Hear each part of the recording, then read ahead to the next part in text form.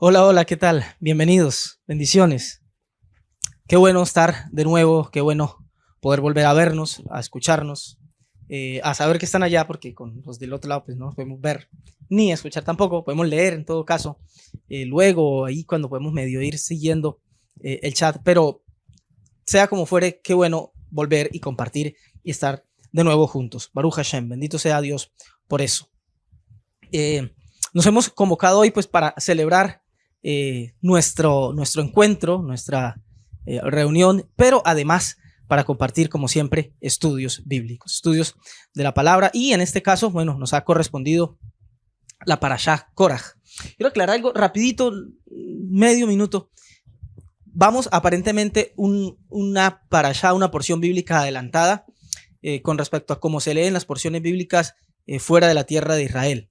Esto es porque en el exilio, digamos, fuera de la tierra de Israel, ciertos días, ciertas celebraciones bíblicas se celebran no uno, sino 2 días, y eso, unido a la fiesta de Shavuot, que este año cayó viernes para sábado, entonces atrasó, por decirlo de alguna manera, la celebración de Shavuot, hizo que se quedara fuera de la tierra de Israel la porción atrasada una semana. Ya pronto se van a unir Israel y fuera de Israel, pero nosotros hemos decidido seguir la lectura de acuerdo a cómo está en Israel, porque Israel es la marca, es la pauta, ¿no?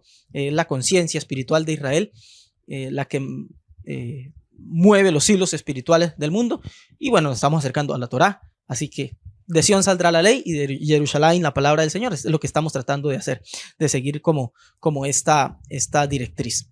En todo caso, lo cierto es que estamos en la Parashá Koraj, una porción, una parashá que tiene sus detalles, tiene muchos detalles, empezando por el hecho de que es curioso que no tenemos una parashá, por ejemplo, parashá Abraham o parashá Moshe, los grandes patriarcas de la historia, pero sí tenemos el nombre de una porción de la escritura con la historia de un hombre que a priori no parece de los más piadosos, de los más justos. De hecho, es considerado como representante de lo equivocado, de lo erróneo, de lo malo aquí en la historia. Y aún así lleva su nombre esta porción, ¿no? Como que algo nos está diciendo el mensaje. Presten mucha atención porque aquí hay cosas que superficialmente no se ven.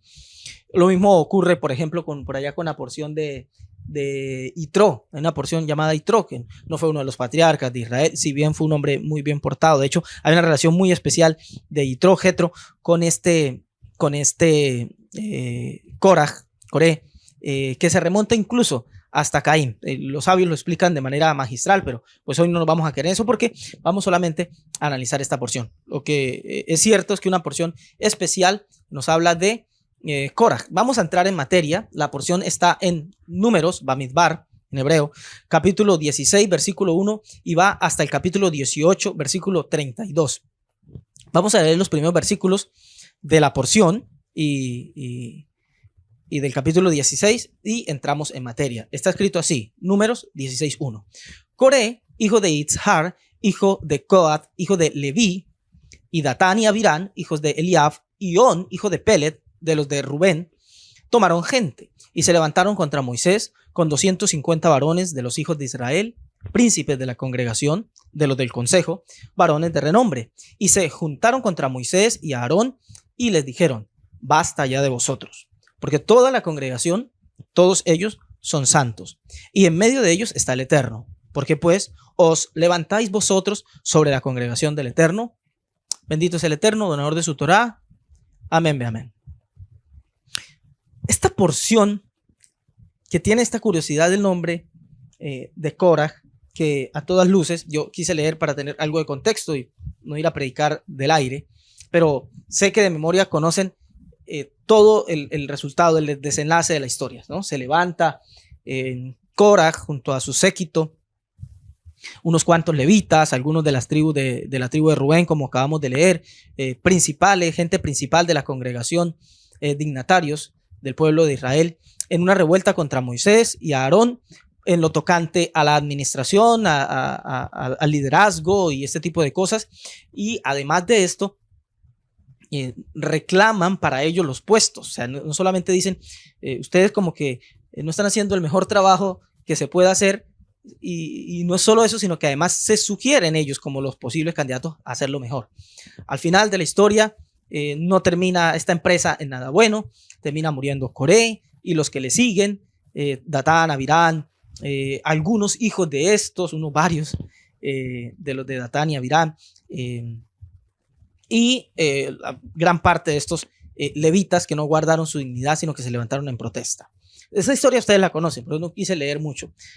Lo cierto es que esta porción que esconde ahí en el solo nombre algo importante para nosotros, porque un nombre de un ser no muy bien portado, y le dan como título a la parashá, a la porción, nos habla de algo a lo que hay que prestarle atención, y yo quiero que nos enfoquemos en esto. Porque esta porción nos muestra el camino que nos lleva directo al fracaso. Así que si usted quiere en esta vida fracasar, fracasar en lo tocante a relaciones, porque, vamos, para ir entrando en materia, cualquiera con leer esta porción dirá, bueno, el hermano va a predicar de esto y bueno, la historia la conocemos y la hemos leído muchas veces, pero ¿qué tanto se puede enseñar a partir de ahí? Yo no estoy pensando ir a hacerle un golpe de estado al presidente o un golpe de estado al líder del religioso de la iglesia, sinagoga, congregación, grupo familiar, lo que sea, donde me reúno. No estoy pensando ir a quitarle el puesto a mi jefe, a quitarle la empresa. ¿Qué enseñanza puede haber para mí en esto? Pero veremos que esta enseñanza, esta porción, trae mucha instrucción a nosotros sobre cómo ir directo al fracaso en lo tocante a las relaciones. Aquí partamos de un principio. Lo que aquí tenemos es una relación fracturada.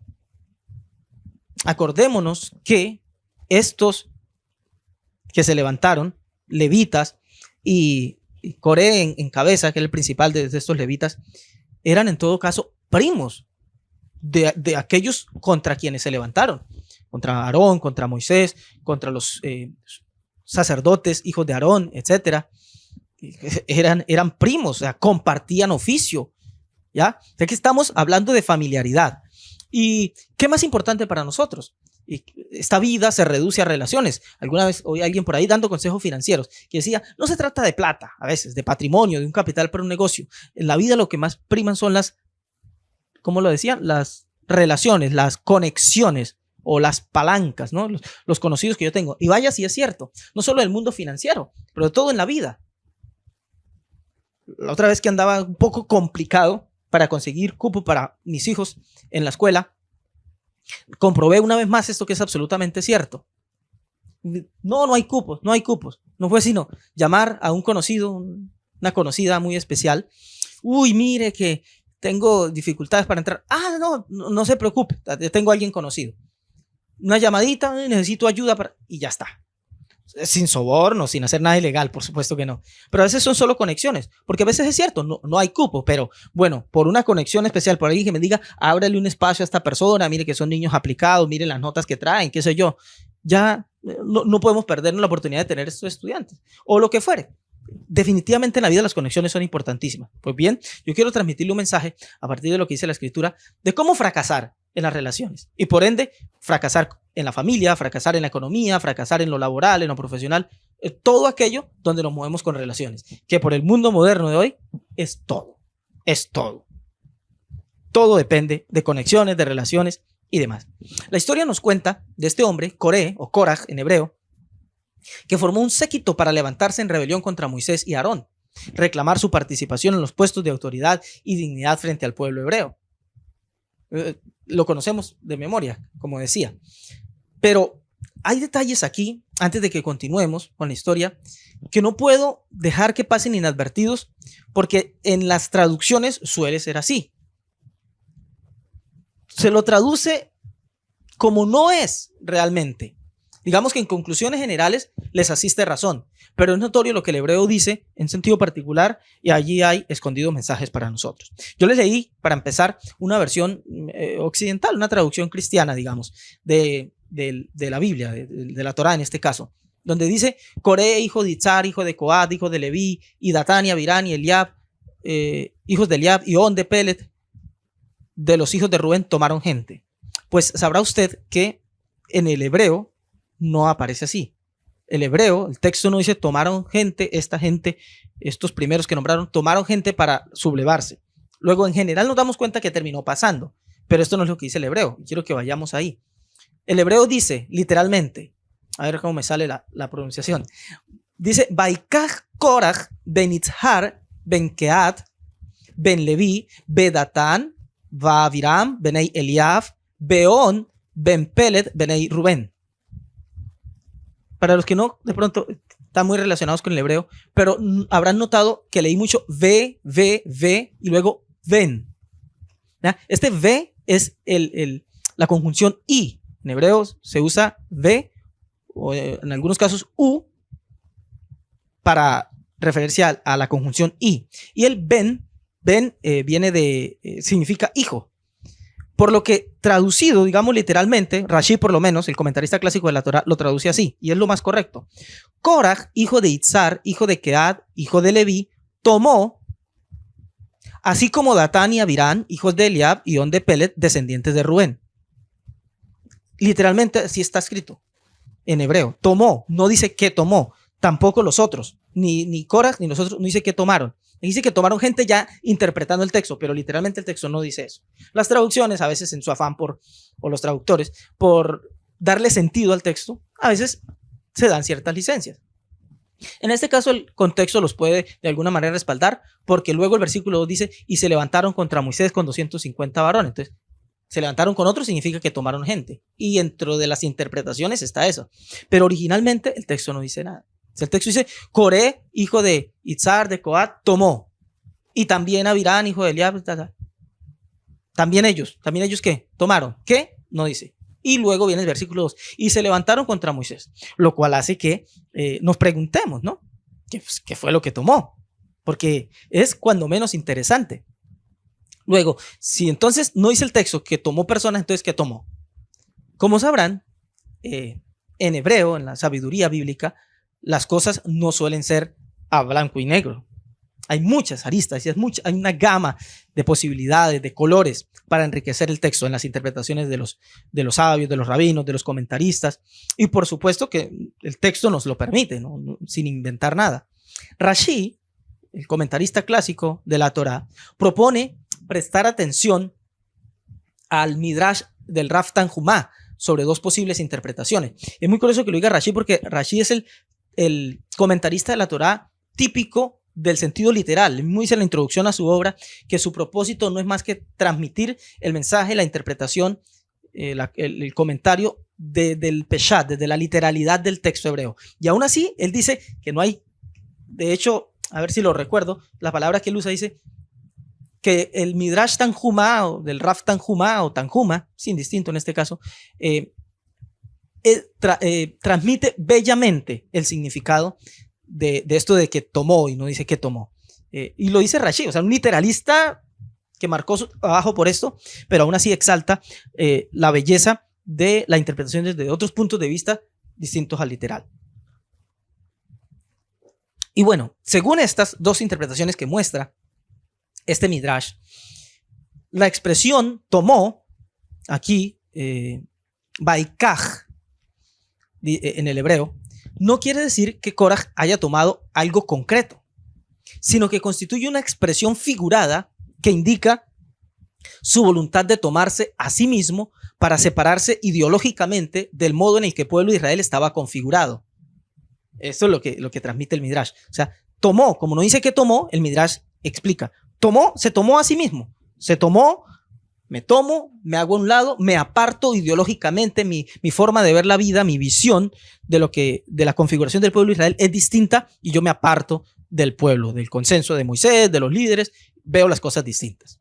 Esto lo basa en la traducción del Targum, Targum de Onkelos, para quienes de pronto no conocen, es la traducción de la Torá al arameo. Sabrán que en el Talmud está escrito que, dicen los sabios, que cuando algún texto sea vedado y cueste encontrarle como el sentido, una de las claves para encontrar mensajes del texto que a veces no es tan fácil verlo, vayamos al arameo, que el arameo suele esconder joyas especiales, las traducciones al arameo suelen esconder joyas especiales que no se ven tan fácil en el hebreo. Interesante, y que lo digan sobre todo ellos, ¿no? Que defienden tanto la lengua sagrada, el hebreo. Pero ustedes saben que el hebreo y el arameo eran muy afines, se lo conoce el mundo intelectual como lenguaje hebraico.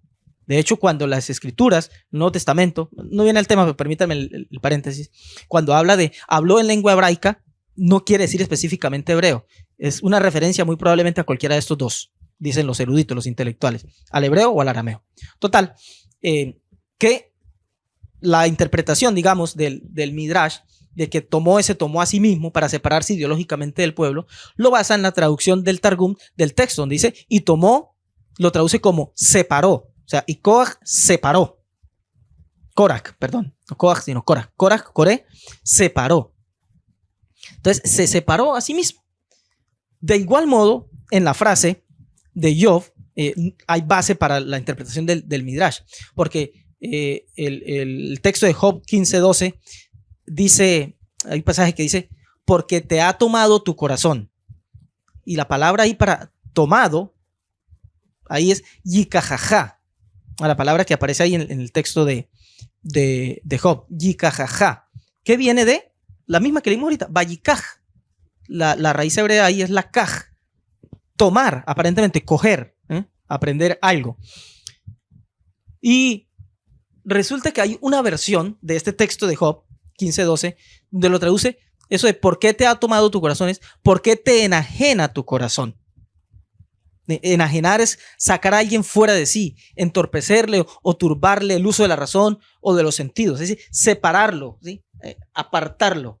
Con lo que el texto de Job da a entender donde aparece esta palabra, la kaj, la raíz la kaj y kajaja, como aparece en Job, conjugada, tiene que ver con el hecho de tomar como separar. O sea, tomó es separó de lo otro.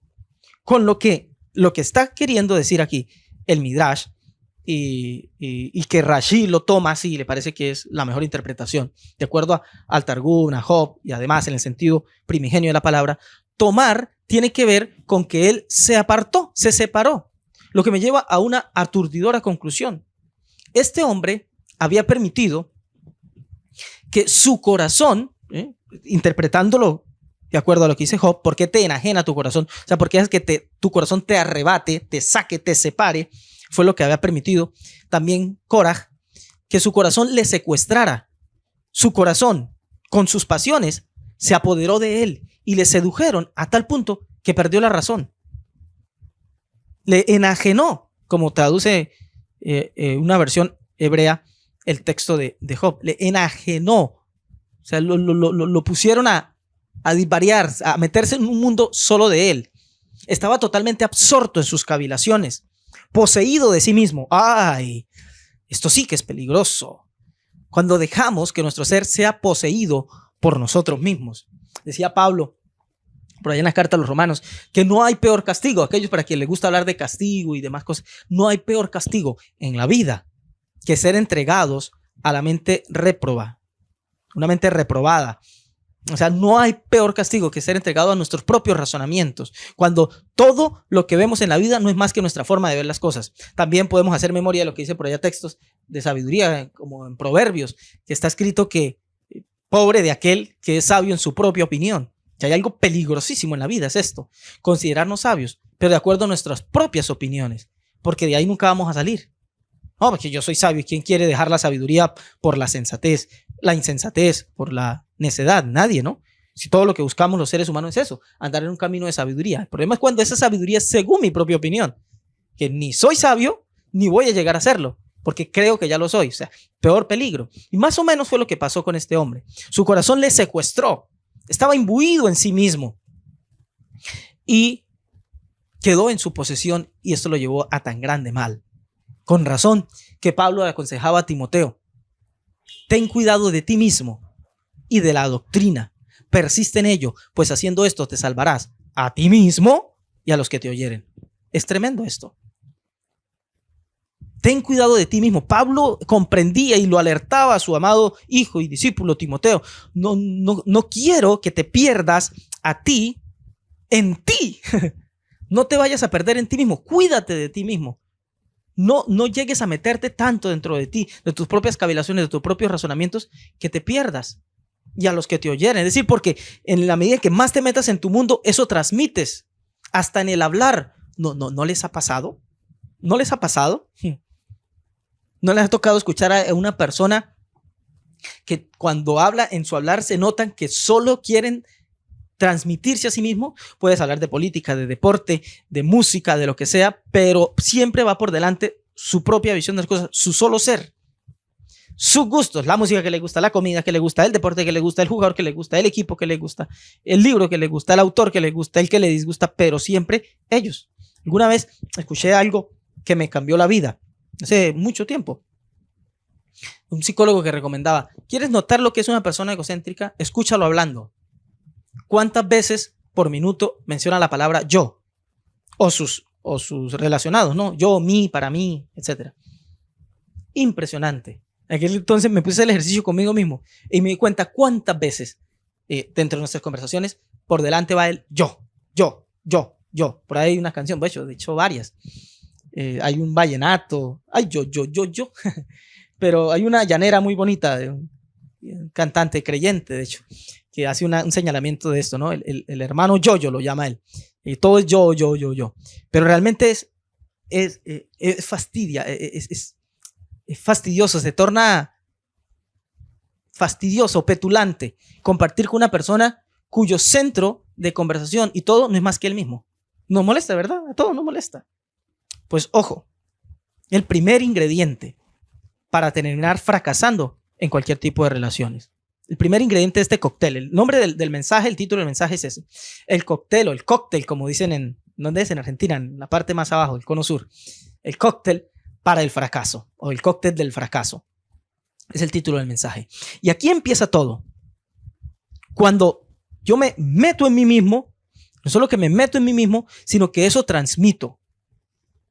Ahora, ojo, yo pienso que como seres humanos tenemos derecho a ver distinto las cosas, ¿verdad? Eso es lo que nos hace especiales como humanos. Esa es nuestra riqueza. La capacidad de ver y pensar diferente sobre cada asunto es lo que nos nos configura como humanos. Esa capacidad que Dios le dio al ser humano de ser tan distinto el uno del otro. No así las vacas, no así los perros. No sé si les ha pasado, por ejemplo, cuando uno come pescado, que todo pescado se parece al otro. Uno me come y parece que es igualito al que me comí hace 10 años, 15 años. Que no hay manera de notar diferencias. Sabemos que es otro por obvias razones. Nos lo comimos y se desintegró.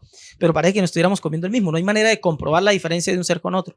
No así en los humanos. En los humanos, esa posibilidad de comunicarnos, de hablar, de transmitir nuestras diferencias, de ver las diferencias, las mías con respecto al otro, las del otro con respecto a mí, es maravilloso. Eso nos hace lo que somos. Ver las cosas distintas. Pero oiga, yo pienso que tenemos tal derecho. Pero si queremos reclamar tal derecho, reservémonos un derecho más, el de hablarlo. Es decir, o sea, tengo el derecho a ver las cosas distintas. Korah tenía derecho a ver las cosas distintas. A él le pareció en un momento dado que el liderazgo, la administración que estaba haciendo Moisés y Aarón del pueblo, la gestión del pueblo, pues no era capaz la más adecuada. Yo pienso que él tenía derecho a ver eso. Pero hombre, si te concedes el derecho de pensar distinto y de ver las cosas distinto, resérvate el derecho de expresar tu forma distinta de ver las cosas. A ver si me hago entender. Yo bromeo, no tan en broma, yo bromeo con mis hijos sobre no juntar dos derechos a la vez. Lo hago cuando fin de semana o vacaciones, lo que sea, no tienen clase y se quieren levantar más tarde. Entonces les dejo que se levanten más tarde. Pero cuando ya se levantan, qué sé yo, 8, 9 de la mañana, y yo los veo por ahí a las 9:30 que no se han bañado, por ahí haciendo pereza, de un sillón a otro, de una cama a la otra, yo les digo, bueno, si quieren levantarse tarde, está muy bien. Y si quieren hacer pereza, está muy bien. Pero no junten dos derechos. Es decir, no se levanten tarde para hacer pereza. Si ya se levantaron tarde, ya es un privilegio. Levántense, báñense, arreglen el cuarto, hagan 10 cosas. Y si quieren hacer pereza, bueno, levántense temprano para que tengan una razón de estar por ahí perezosos y luego ahí mientras espantan la pereza, da más o menos igual, se equilibra la cuestión y luego a producir, a hacer algo por sus vidas. Pero no junten dos derechos. Una medio en broma. Pero volviendo al tema, en este caso es aplicable. De hecho, yo creo que es muy buen consejo, ¿no? El no reclamar más de un derecho en forma seguida en una misma situación. Me parece un consejo espectacular. Usted siente que tiene derecho a algo, no reclame otro, porque normalmente el ego ahí es el que está queriendo tomar ventaja. Pero yo pienso que aquí se pueden juntar, en este caso particular, el hecho de ver las cosas diferente como a como las ve mi cercano, mi hermano, mi primo, mi familiar, mi compañero de trabajo, mi amigo, sencillamente el otro. Tiene que servirme para pensar en cómo podría yo mejorar X o Y situación. ¿Cómo podría, si yo estuviera en su circunstancia o tal vez el que yo las vea diferente las cosas, sirva para percatarme de que por ahí van a venir oportunidades de yo hacer las cosas y como ya tuve espejos de cómo no las haría, pues hombre, hacerlas mejor. Pero esto de empezar a difundir mi diferente punto de vista no lleva en sí nada bueno. Es decir, yo veo las cosas distintas. Genial, para eso somos, para ser diferentes. Pero encima yo ir a transmitirle a otro, no, mira cómo este dirige, mira cómo este manda, cómo este enseña, cómo este... ¿Quién te crees? O sea, ¿quién te puso en esa labor? Tienes derecho a verlo diferente, pero ¿por qué a transmitirlo? Es más, ni siquiera si se lo transmites a otro, como fue el caso de Korah, ¿no? En el global de la historia. Se separa, ve las cosas diferente, pero ojo, porque tienes que ir a transmitirlo. Y ni siquiera a la propia persona. ¿No le ha tocado encontrarse con gente así que todo se lo quiere corregir? Hablan de cualquier cosa, le dices cualquier cosa y sí, pero es mejor así. Bien. Uy, hice un arroz y me quedó espectacular. Uy, si le hubieras echado tal cosa te hubiera quedado mejor. Bien. Hice un asado y me quedó genial. Si le hubieras bañado en vino, si le hubieras bañado en cerveza antes de hacerlo, te hubiera quedado. O sea, como que hay algo que dicen a este petulante, ¿qué le pasa? Mire, métale este ingrediente a su vida y verá que va rumbo al fracaso de sus relaciones. Esa actitud correctiva, esa correccionitis, yo sé que la palabra no existe, pero me la estoy inventando a propósito, para hacerle ver actitudes que hay. Y lamentablemente suele pasar mucho en familiares. Un familiar es, qué sé yo, le ha ido bien en la vida, entonces quiere andar corrigiendo a aquel que no le va bien porque siente que al otro no le va bien porque no hace exactamente las cosas como él las ve.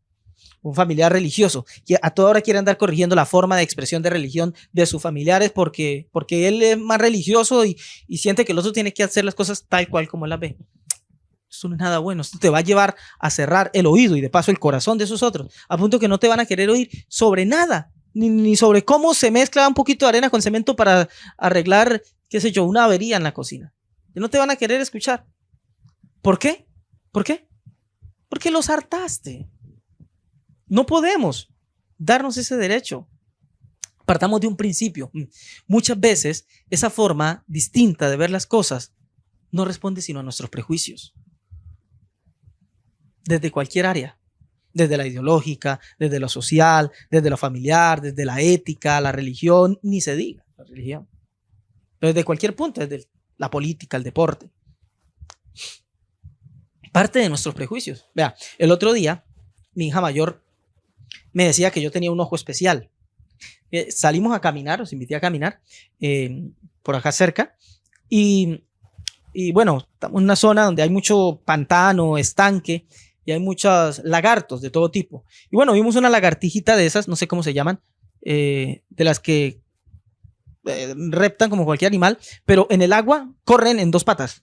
Dos patas corren así como por encima del agua, un animal mágico. Corren por encima del agua y son muy graciosas. Y la vimos, íbamos caminando y yo de repente la vi y le tomé una foto y bueno, la puse por ahí en mis estados, algunos la habrán visto, bien bonita.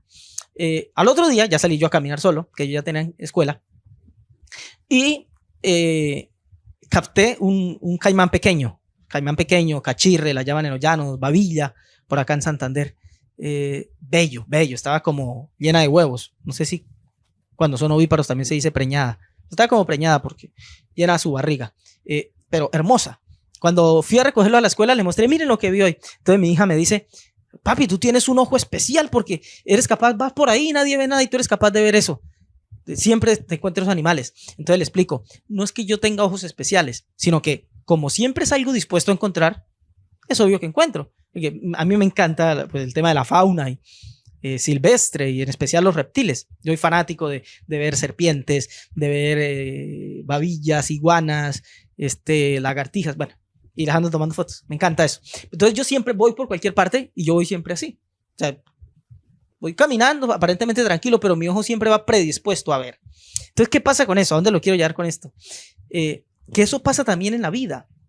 Uno tiene ciertas predilecciones, ciertas inclinaciones por temas Y uno siempre sale con la predisposición a ver eso que uno lleva en la mente. Entonces, cuando ve algo que va afín con eso, dice, ¿se dan cuenta? Así son las cosas. Pero si uno sale con esa predisposición y ve algo que va en contravía, de una vez le rechina, hay algo que le hace clic para mal y no, le molesta.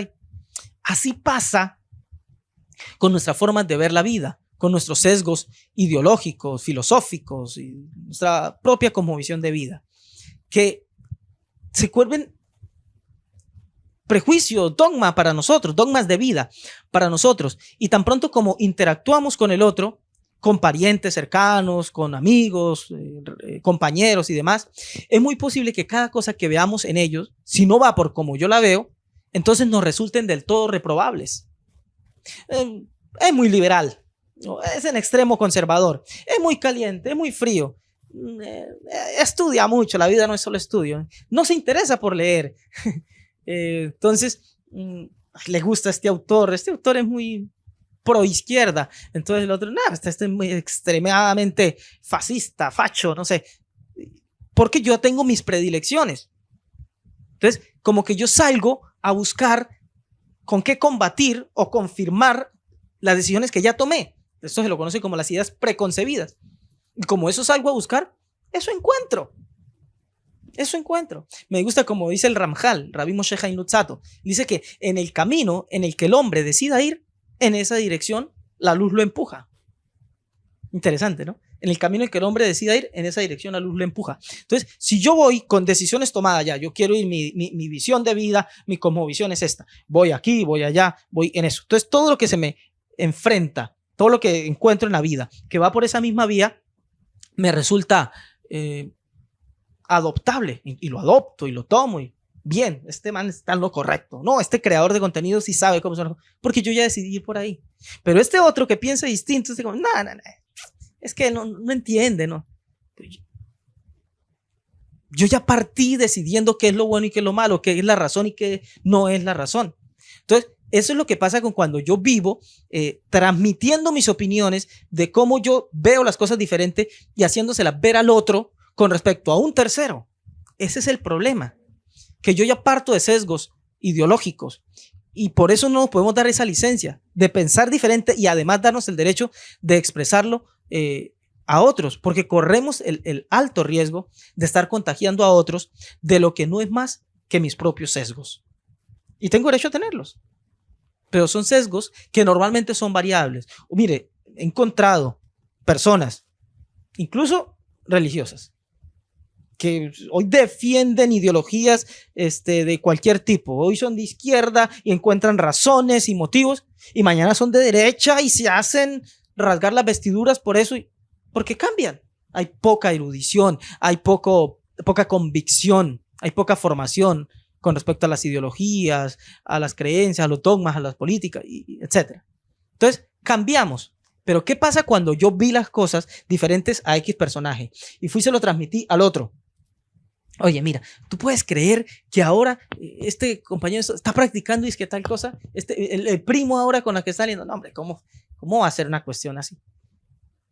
Entonces, ¿qué pasa? Como yo cambio, mañana me doy cuenta que pensando mejor las cosas, tal vez le asiste razón a mi primo. Pero yo ya hablé con el otro primo acerca de que no tenía la razón y que qué tonto era por estar pensando la vida de esa manera.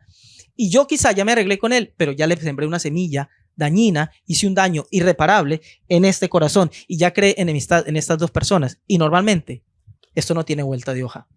Lo que pasó con Korah. Un montón de gente alrededor de ellos caminaron en su extravío. ¿Y qué pasó? Al parecer hubo algo en el camino que hizo que no todos siguieran por ahí. Porque si bien de Datán, Abirán, este otro hijo de Pelet, Ben Pelet, terminaron extraviándose junto con sus casas, sus hijos y demás, sabemos que de Korah quedaron hijos. O sea, hubo algo en donde como que se paró, no vamos a permitir que esta visión siga, no vamos a participar de la rebeldía de nuestro padre.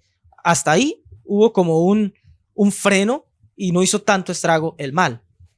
Pero el daño a los terceros, a los que se contagiaron con este espíritu de disensión, de división, fue irreparable. Esto sí llevó por delante consecuencias que arrastraron hijos, pertenencias, casas y de todo. El Midrash cuenta que literalmente formó como un torbellino, como un huracán, y pertenencias de esta gente volaban así hacia el huracán. Todas las cosas, cuenta la Torá, que todo lo de ello fue destruido. Y el Midrash amplía, dice que todo como que era succionado. La gloria del Señor se manifestó de manera tangible, visible, y un huracán que jalaba las cosas y se perdía. Pero yo lo que quiero extraer de ahí es eso. ¿Cuánto a veces contaminamos de una semilla maligna de división que parte de nuestros propios sesgos? Luego yo cambio de opinión, hago las paces, todo bien, pero aquel a quien ya dañé con esa semilla de división, ya lo dañé para siempre. Es algo terrible, definitivamente. Y el primer ingrediente de este cóctel, ¿no? De esta mezcla, de esta bebida dañina que embriaga de soberbia, embriaga de daño, al punto de llevarnos completamente al fracaso. Ahora, si volvemos a una de las cosas que pudo haber sido lo que tomó Koraj, ¿no? Se tomó a sí mismo. Acuérdense que dije que Rashi citó al Midrash Tanhuma, y el Midrash Tanhuma da dos opciones de interpretación de que lo que fue lo que tomó Koraj. La otra visión que da el Midrash dice que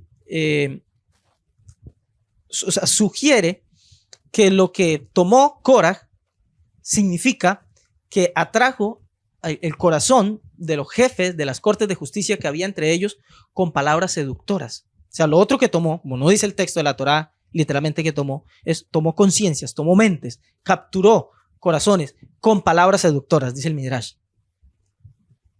Los tomó. ¿Qué fue lo que él tomó? Palabras seductoras para convencer. De modo similar a cuando se declara, por ejemplo, en Levítico 8.2, dice, toma Aarón. La frase que utiliza ahí el hebreo es la misma raíz de Vayikaj. Es la palabra kaj ahí conjugada como kejú. O sea, toma Aarón kejú, le Aarón. O sea, toma, explica, Rashi, toma con palabras. Tome palabras con ustedes para... Y eso también tiene consonancia con lo que dice Oseas 14.2. Oseas 14.2, mire lo curioso de este texto. Dice ahí el profeta, llevad con vosotros palabras de súplica y volved al Eterno y decidle. O sea, lo que el profeta básicamente está diciendo es que vayan al encuentro con Dios y que oren, que levanten plegarias, etcétera, etcétera. Pero no dice oren, rueguen, supliquen. No, la forma en que está escrito ahí en Oseas es curiosa. Dice, lleven, tomen, y la expresión hebrea ahí es lakaj, la misma raíz de lo que hizo Koraj. Tome palabras de súplica. Con lo que está interpretando aquí el Midrash es eso de tomó palabras, escogió palabras, tomó el lenguaje, supo seleccionar con qué iba a seducir los corazones de los que iban a engrosar las filas de su séquito para levantarse en rebelión contra Moisés y el resto de la administración. Ahora, esta palabra del Midrash es más fácil de entender y es comprobable con el contexto del texto principal, ¿no? De la parashá. Sabemos que sí fue así, porque si bien el texto no dice que tomó a las personas, pero dice tomó Koraj y también los otros, Datán, Abirán, Ión, Ben-Peleg, tomaron, no dice qué, pero luego el versículo dice, y se levantaron contra Moisés con 250 varones de los hijos de Israel. O sea, es comprobable que definitivamente usó las palabras de seducción para ir y convencer a nada más y nada menos que 250 varones de los hijos de Israel, principales, o sea, líderes de la congregación, para levantarse en su revuelta. Uf, tremendo, ¿verdad? Ay, el riesgo de usar las palabras para seducir mentes y corazones. Terrible, de lo peor que pueda uno hacer. Y sobre todo en personas de autoridad, sobre todo en personas con don de habla, porque su palabra en sí ya es todo un don, tienen capacidad de captación. ¿Cómo lo llaman eso ahora en el mundo? Poder de persuasión, ¿no? Tiene capacidad de expresión, donde habla, donde gentes tienen esa capacidad. Qué peligroso que es este don. Es un don del cielo, pero qué peligroso que es. ¿Los dones son peligrosos? Dígame si no. ¿No era un hombre lleno de dones Sansón? ¿No era un hombre virtuoso lleno de dones David? ¿Y no se convirtieron en un momento dado en un peligro? Los dones a veces son peligrosos, dependiendo de cómo se usan. Pero ¿sabe cuál es en específico de este don? El problema con usar las palabras para seducir mentes y corazones, como sugiere el Midrash y también Rashi que hizo Korah. El problema con eso es que rompes el uso natural del lenguaje y lo empiezas a usar contra naturaleza. Permíteme explicar. ¿Cuál debería ser el uso natural del lenguaje? ¿Cuál es el uso natural del lenguaje, de la lengua, del hablar? Yo solo veo uno: acercar. Yo pienso, imagínese usted, los seres humanos cavernícolas, ¿no? Vamos a tratar de unir la enseñanza con lo que cuenta la historia que se enseña en los colegios. Los cavernícolas allá, uga, matando animales para comer, ¿no? Con un mazo. Y si alguien viene y se me acerca, le doy con el mazo, pensando porque me lo puedo comer o sino para que no me robe la caza que yo hice, ¿no? Pero de repente el hombre descubre algo, descubre el poder del lenguaje. Entonces con el lenguaje se comunica, interactúa con el otro, aunque sea con señas en un principio, ¿no? Y en su diálogo se dan cuenta de algo. Oye, podemos no darnos por la cabeza y no estar con cuidado de que tú me mates o de que yo te mate. ¿Qué tal si más bien hacemos un trato? Unamos fuerzas, somos capaces, somos inteligentes. Si soy inteligente para buscar matarte, que no me hagas daño, soy inteligente para decirte, oiga, no me mates, antes de matarme, hablemos. Vamos los dos y cazamos, mitad y mitad. Fuerzas unidas, cazamos más, somos más productivos cazando y llegamos a tratos de no hacernos daño, ¿no? El origen, vamos a ver, ¿qué le doy a esta teoría que acabo de plantear? El origen antropológico del lenguaje. Yo estoy seguro que no solo a mí se me ha ocurrido, ¿no? Pero en serio, veo solo un propósito en el lenguaje: acercar. El uso del lenguaje es acercar. Vamos ahora al registro bíblico. Dios le da desde un principio al hombre la posibilidad de hablar. Dios lo hace, dice que lo hizo a su imagen y semejanza. Dios se comunica, por lo tanto debía haber eso en la vida del hombre. Y lo sabemos porque tan pronto como le hace, ya le está diciendo, mira, fructifícate, multiplica. Le transmite lo que va a ser el sentido de su vida. Le da propósito, le da funciones que hacer. ¿Cómo lo hace? A través del lenguaje. O sea, no nos peleemos, no ahora cuestiones y por qué estoy aquí y qué me tocará y quién me hizo. No, me comunico, te transmito un mensaje para que funcionemos bien. Tú funcionas a favor de la creación que te estoy dando, la creación te va a beneficiar a ti. Entonces, al tú hacer lo que yo planeé contigo, me beneficias a mí con respecto a mi propósito y va a haber bendición porque yo respondo de acuerdo al plan que tengo para tu beneficio. Beneficio mutuo, en todo caso, acercamiento. Lenguaje es acercar, ¿no? El único propósito que yo le veo a eso, al lenguaje: acercar, conectar al hombre, con el otro, con lo otro. Ese es el lenguaje. Y cuando en lugar de eso lo usamos para convencer a otro de la superioridad de mi punto de vista con respecto a un tercero, o incluso de mi superioridad, de la superioridad de mi punto de vista con respecto a ese con el que estoy hablando, o sea, que estoy usando el lenguaje solo para convencer, pues ya no estoy usando el lenguaje para su propósito, que es, según las dos tesis que planteé, acercar. Ya no lo estoy usando para acercar, estoy usando para alejar, para dividir, para fraccionar. Lo estoy usando contra la naturaleza del propio lenguaje, para reforzar el espíritu de fragmentación en el mundo, el espíritu de división, el espíritu de Satán, fragmentación. Porque aunque intente convencerle, yo estoy dividiendo. Con convencerle no me estoy uniendo a él, ni lo estoy uniendo a él a mí. Lo estoy dividiendo. ¿Por qué me estoy dividiendo de él? Porque esencialmente, si lo convenzo, ya no es él. Yo hice una extensión de mí, de mi voluntad, de mi mente, de mis sesgos y de mis prejuicios.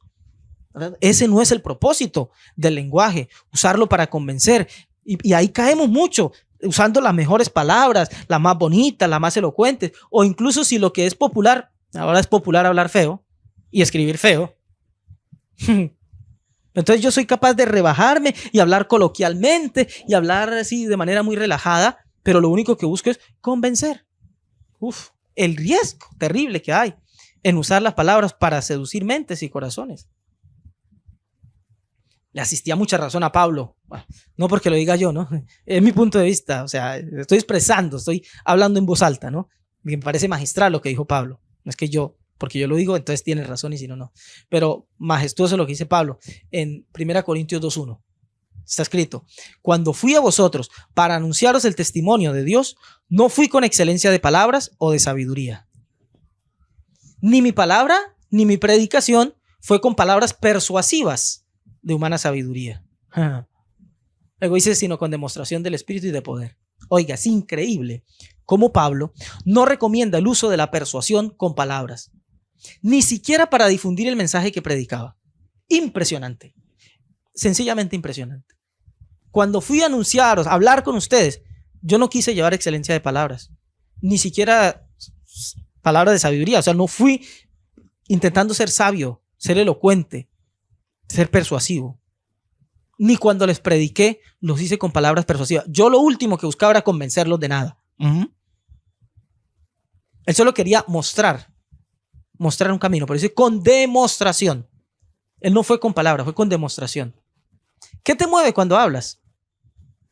O sea, lo que está detrás aquí en lo que dice Pablo son las intenciones del corazón. ¿Qué te mueve? ¿Qué te mueve cuando hablas con una persona? Con un cercano, con un amigo, con un compañero. ¿Qué te mueve? Convencerle de tus puntos de vista, convencerle de cómo tú ves las cosas. Mal, dice Pablo. Mal, dice Rashi. Mal, dice el Midrash. Mal, dice la Torá. Mal, dice Dios. Cuando lo único que procuramos con el uso del lenguaje es convencer, en realidad, si usted analiza, lo único que buscamos es autovalidación. ¿Por qué necesitaría yo convencer al otro de cómo yo veo las cosas? ¿Por qué? ¿Es que acaso no estoy seguro de lo que pienso y por tanto, si convenzo al otro como que me valido? No, este también lo convencí. Él también piensa así. Debe ser que estoy en lo cierto. ¿Será que eso es lo que escondes en el fondo? Tal vez no eres una persona que transmita discursos, enseñanzas como esta, lo que fuere, predicaciones, pero en la simple charla con un amigo, con un compañero, con un cercano, lo que busca es convencer. ¿A quién realmente quieres convencer? A ti mismo.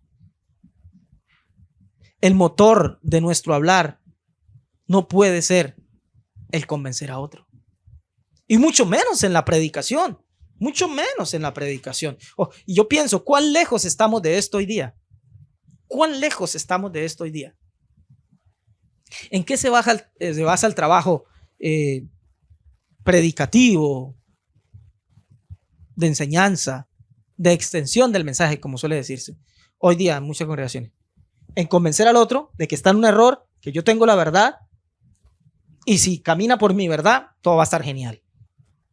Es comprobable incluso porque se ve que cuando una persona de estos grupos que salen a hacer visitas casa a casa de proselitismo religioso y demás, van y mire, le traigo tal mensaje. Ah, sí, señor, yo también soy creyente, también tengo la Biblia, la estudio. No, pero ya se ha dado cuenta de que dice... No te interesa que la persona le esté diciendo que también es creyente y también trata de caminar por el camino. Pero tú quieres convencerle de que, pero tu camino está más o menos. Mira, ¿qué tal si ves mi camino? Lo siento, sé que hay muchos grupos que hacen esto, pero lo siento. Estamos aquí en la práctica del camino del judío-cristianismo, judío-mesianismo, ¿no? Y transmitimos los valores de la Torá y del judaísmo. Pero esto no nos puede llevar llegamos al hogar de un creyente cristiano, católico, y hablamos y, ¿cómo estás? Vengo a hablarte, porque es que a veces somos así. Ni siquiera llegamos a la casa a tocar, vengo a hablarte de tal cosa. Pues nos lo encontramos, ¿no? Amigo, un primo, y hablamos, y creyente, igual que yo, en algún tiempo hasta asistimos a la misma reunión y empezamos a buscarle el lado, ¿no? Para dejarle ver en qué estoy yo. Y me dice que bien, que... No, pero tú no andarías mejor. Tú andarías mejor si estuvieras, mira, es que la Torá es con esto. Es que los sabios y los rabinos dijeron que tal cosa. Hombre, si te preguntan un punto de vista, maravilloso. Si tienes la oportunidad de transmitir aquello que haces y la sabiduría que ahora tienes y el conocimiento, maravilloso. Pero esa actitud de buscar el lado, de entrarle, de abrirle el espacio, el hueco para yo ir y mostrarle lo que sé y cómo lo que yo sé es mejor y cómo de lo que está él es muy simple, muy lo que fuere, no es el camino. Y en eso se basa mucho trabajo religioso. Ahora, empezando que es una tontería. Porque si vas y convences a alguien de su error y logras convencerle para que ahora haga parte de tu grupo, ¿qué te hace creer que mañana no va a venir otro conocido porque esa persona no va a conocerte solo a ti y le va a convencer si basaste o quieres que el otro base su relación con lo espiritual en el convencimiento? ¿Qué te hace creer que no va a venir luego otro con argumentos más fuertes o con mayor capacidad de elocuencia, de convencimiento, de persuasión y le va a convencer de otro camino y no se va a ir? Pero es que me temo y lamento por muchas congregaciones que basan su trabajo de alcance a otros en la persuasión. Y así como le convences, mañana va a encontrar otro camino que le convence y despídete de él así como llegó. ¿Cuán lejos estamos de esto hoy día? Partamos de un principio. El consejo de Pablo es un asunto de lo más práctico.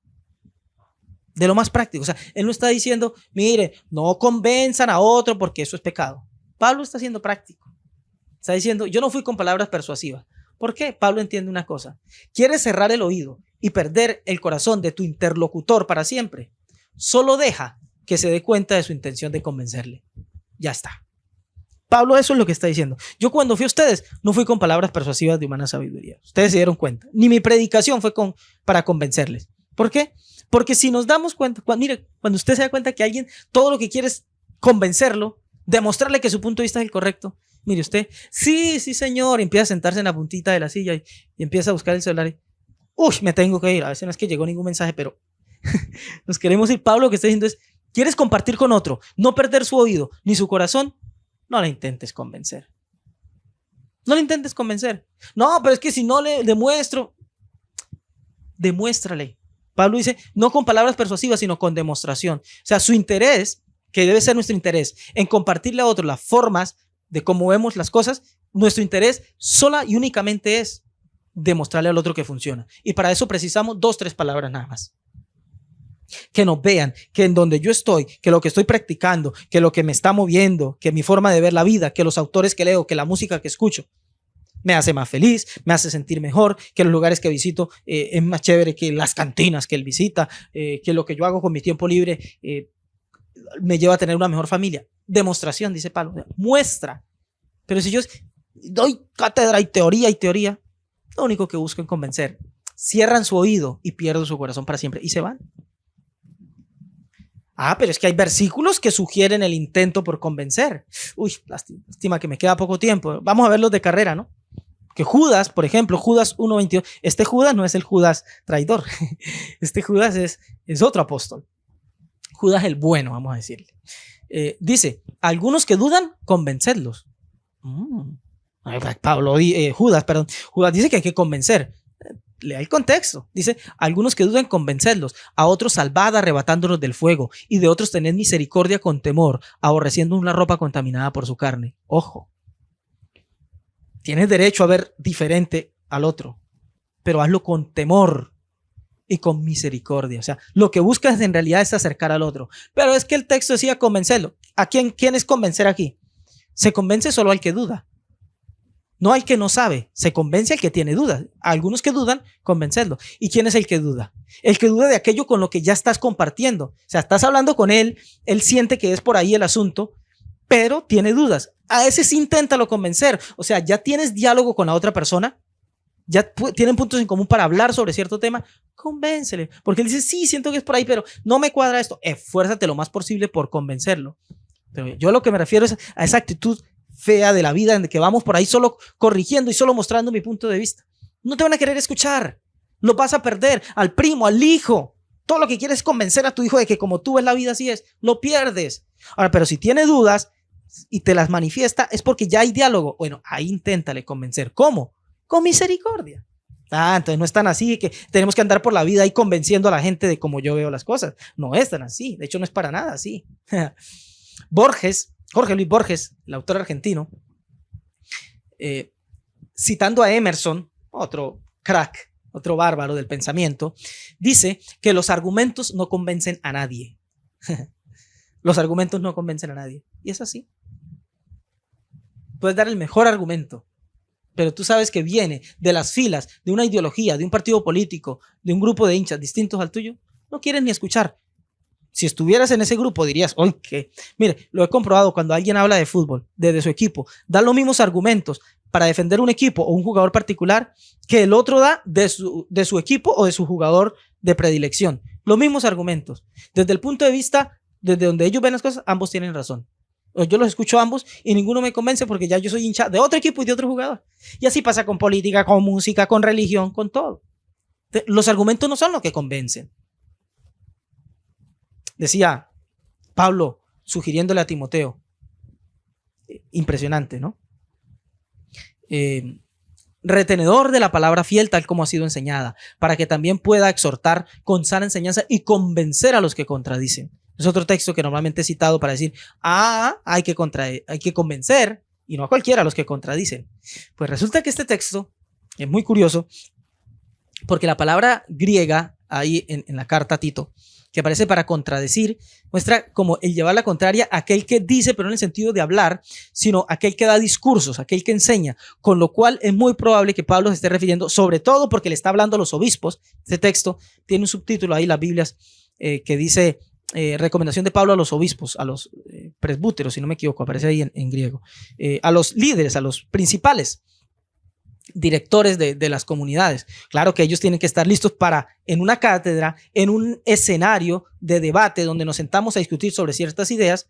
Bueno, ahí yo tengo que ir con sana enseñanza, pero mire que es muy interesante, dice, para que pueda también exhortar, animar con sana enseñanza, sano. O sea, si quieres convencer al que contradice, porque para eso es un debate, pero ¿cuál es tu espíritu? ¿Convencer al otro de tu punto de vista?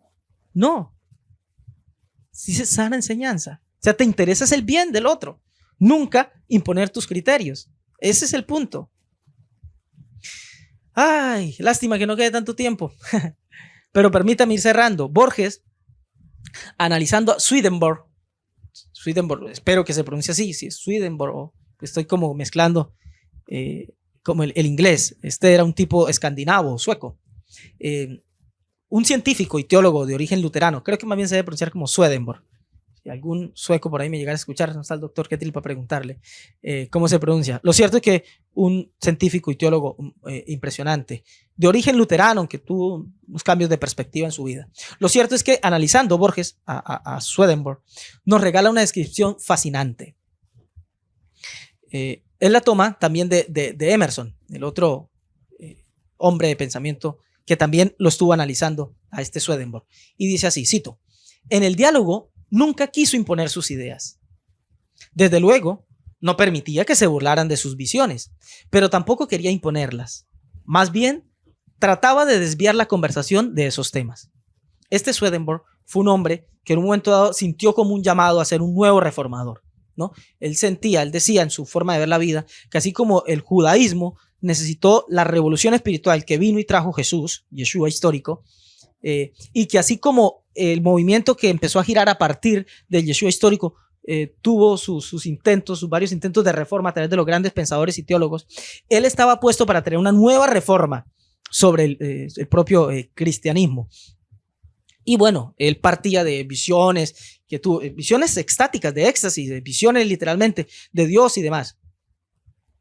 Me encanta lo que cita Borges porque no está tratando de imponer que este teólogo sí veía las cosas como son.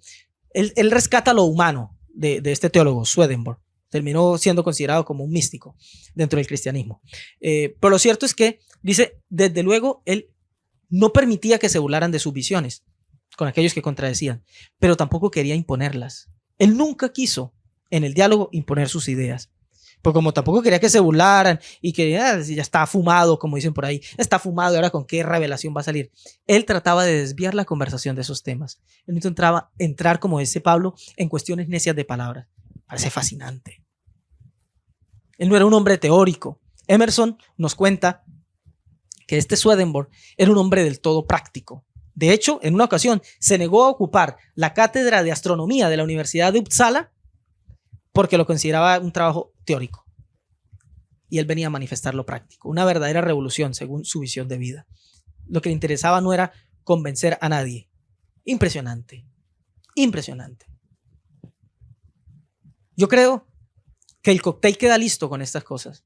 No es necesario agregarle nada más. Con esta simple pero poderosa receta es suficiente para llegar directo al fracaso. No olvidemos en qué termina la historia de Korah y su séquito. Todos los que fueron arrastrados en este extravío terminaron con su empresa muerta, muertos sus familiares, todo quedó en nada. Y es imperativo que nosotros entendamos que todo aquello que nos rodea, nuestros semejantes, las personas cercanas a nosotros, aquello por lo que luchamos, puede ser de un momento a otro perdido si dejamos que este espíritu de competencia, de división, de ver las cosas como yo las veo, de meterme en mí mismo y creer que todo el mundo tiene que girar como yo siento que gira, y de pensar que mi primo, mi compañero, mi allegado, mi novia, mi esposa, mi hijo, mi compañero de fe, de religión, el del trabajo que tiene otra religión o lo que fuera, creer que tienen que ver las cosas solo como yo las veo y que si no es así lo tengo que convencer, y si no lo puedo convencer entonces convenzo a terceros para hacerle ver que están equivocados porque somos mayoría, que entendamos que esta forma, que no siempre es dividir iglesias, como normalmente se interpreta este pasaje o esta historia de Korah, o dividir una empresa, un colegio, lo que fuere, sino que este espíritu de división se filtra fácil y peligrosamente en las familias, en los primos, entre parientes, para hacer ver que el otro está equivocado, para imponerme a mí mismo solamente porque busco validación de mis propias predilecciones. Amados, que este espíritu no nos lleve a formar este dañino cóctel que tiene la capacidad de embriagarnos de soberbia y de todo mal para hacernos perder lo más valioso que podamos alcanzar en la vida, que son las conexiones, que son las personas, que son las relaciones. Si lo que quieres en tu vida es el fracaso, en tus relaciones, te recomiendo este cóctel. Empieza a prepararlo, toma de él una pequeña dosis cada día y te digo que más temprano que tarde vas a perder todo aquello valioso que está puesto a tu alrededor, que son las personas que la vida ha puesto al frente tuyo. Pero si lo que quieres en la vida es no fracasar, sino tener éxito, vístete de humildad, vístete de espíritu de acercamiento, usa el lenguaje para acercar. Aprendamos del ejemplo de los sabios. El concepto del estudio en el judaísmo de la Gebruta es espectacular. Ellos se acaloran y discuten, pero ¿saben cuál es el método de discutir ellos acerca de Torah? Ellos estudian. Y yo tengo que hacer todo lo posible, levantar la voz, buscar los mejores argumentos para comprobar que el otro tiene razón. Y al otro le corresponde lo propio, inventarse los mejores argumentos, discutir, usar las mejores palabras para demostrar que yo tengo razón. Que podamos hacer así, ¿no? Que sería maravilloso. Tal vez no le estoy pidiendo utopías de este tipo, pero le pido que como mínimo no use el lenguaje para dividir, no use el lenguaje para tratar de convencer al otro. No lo pierda, usted se va a dar cuenta, porque a usted mismo le molesta cuando alguien lo único que quiere es convencerlo de su punto de vista. Y mucho menos intente convencer a terceros en detrimento de otro, para simplemente demostrar que él está haciendo mal las cosas. ¿Y qué? ¿Tú las podrías hacer mejor? No, yo no quiero supuesto ni nada, pero es que está mal. ¿Quién nos llamó a eso? ¿Quién nos llamó a eso? No lo hagas ni en pequeños escenarios ni en grandes escenarios. No lo hagas ni siquiera en el manejo de tu hogar. No te confabules con un hijo tuyo para hacerle ver al otro su error. Eso de estar diciendo, no es como su hermano que tal y tal cosa. Craso error, craso error. Pero usted ya sabrá qué aplicaciones darle a este mensaje sencillo que hoy le transmití. Aplíquelo, deje que entre a su corazón y note cómo muchas de las relaciones buenas que ha tenido en la vida las ha perdido por este espíritu y renuncie para siempre a él. Y abrace el espíritu de unión. Use el lenguaje para unir, para acercar. Póngase de acuerdo con el otro sobre cómo hacer funcionar mejor el mundo y verá que todo va a tener mucho mejor sentido y mucho mejor resultado que dividiendo y convenciendo. Padre, te alabo y te bendigo por tu palabra, por tu Torah, Señor, que nos instruye, que nos alienta, que nos ilustra, que nos hace dejar la necedad y la simpleza y caminar en procura de la verdadera sabiduría. Que esta sabiduría, Señor, que viene de lo alto, nos ayude para unir, para acercar, para hacer trabajos unidos, trabajos mancomunados, en pro del bienestar común, hacia el bienestar común de una familia, de un grupo familiar, de una comunidad social, espiritual, educativa, política. Ayúdanos, Señor, a que podamos unir más y dividir menos o nada, Señor. Ayúdanos a seguir el verdadero ejemplo de estos grandes hombres de fe que nos enseñan estas verdades y a poder representar así el espíritu de unión que representó nuestro Maestro Yeshua, el espíritu de unión que nos has dado, Señor, tú, Padre Celestial, y por el cual quieres que caminemos, Señor, siempre acercando y uniendo y no dividiendo y no matando, como hizo Caín, como hizo Korah, como han hecho todos los que han seguido este ejemplo. Ayúdanos a rectificar como rectificó Yitro, como rectificó Shemuel, que venía de esta misma casa de Korah, y a buscar siempre la unión y el bien común por encima del personal. Gracias te doy, Señor, por tu palabra. Amén, amén. Baruch Hashem. Baruch Hashem. Qué bendición, qué alegría poder haber compartido con ustedes. Nos vemos en la próxima. Que tengan todos una feliz semana. Hasta la próxima. Shavuot Tov.